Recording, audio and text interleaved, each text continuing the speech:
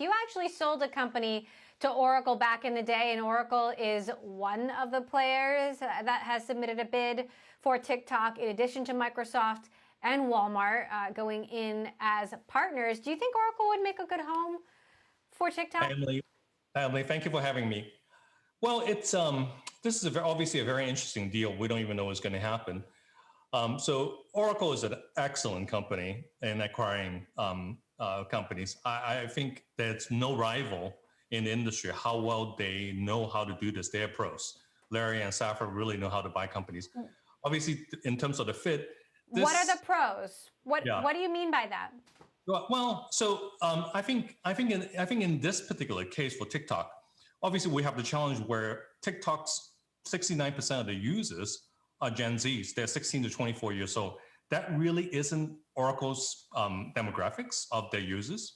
So if Oracle's going to buy them, then Oracle will have to probably go down the same road that Microsoft has already done with something like LinkedIn. They will have to build a division.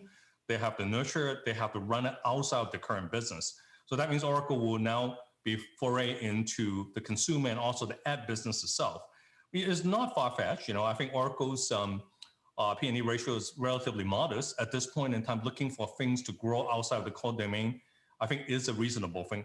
And in terms of people that really know how to buy a company, situate it, and make it productive, they're very good at that. Now, as you alluded to, this is a very complicated deal. You have the Chinese government now saying that they would have to approve it. You wonder why the Chinese government would approve such a deal at all. And so there's certainly a lot of risks there.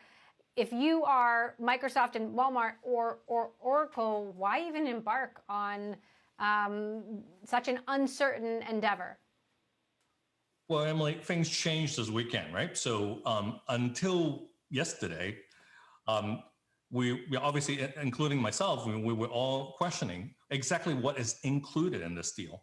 So we're talking about selling the U.S. operation of TikTok. That's really not very valuable. The crown jewel of this deal is really the learning algorithm that is sitting as part of ByteDance's overall portfolio. So they have that actually obviously deep in Beijing and China. So I've always been questioning, are they selling that? How do they sell that? Do they sell a one-time source code rights to the buyer? And then they will also have to now clean up the database. So the US operations data, obviously that would be included, but that could also be data that they have been amassed or summarized that actually sitting in Beijing itself. That also will have to be cleaned up. So now adding the Chinese Commerce Ministry that will have to put 45 days of review into it, that's way surpassed President Trump's timeline of this deal have to be closed in 45 days from a couple of weeks back. So we're going to be very short of time to make anything happen. Now, what happens in this deal and what has happened so far is incredibly unprecedented even in the long and complicated relationship between the United States and China. How do you believe what happens here will impact or could potentially impact U.S.-China relations for years and perhaps decades to come, as well as the cross-border investment that happens between the two countries and the tech industries in both countries as well? Well, Emily, obviously, the impact is profound because just look at what the U.S. has done with CFIUS, right? So once CFIUS is done, even giants like Ant Financial really wanted to buy MoneyGram, and they couldn't buy MoneyGram. So there are implications to the things that just now we've seen from CFIUS of the things that the Chinese wanted to do, they can do in this direction. So if we go down the same route that now there's going to be a Chinese CFIUS, which is kind of the indication of where this is heading to. So that will mean there will be things that the US would like to be acquiring or including or licensing.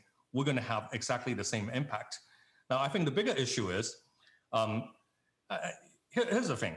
So ByteDance on its own is a very, very brilliant company, right? So now I think it's for the first time the US company have seen how good the Chinese engineers are in terms of building machine learning algorithm and be able to basically break the market in 200 days and amass 250 million users.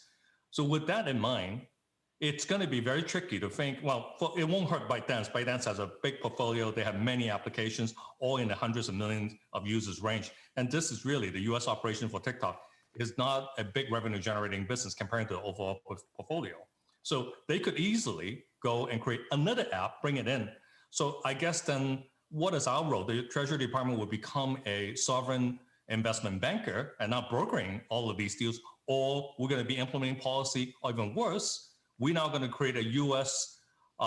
Firewall that preventing us to use Chinese apps and all the things that we complain about how China has been doing it, that the Google and the Facebook and the Slack and the Twitter cannot get into China. Now we're going to do the same thing to them.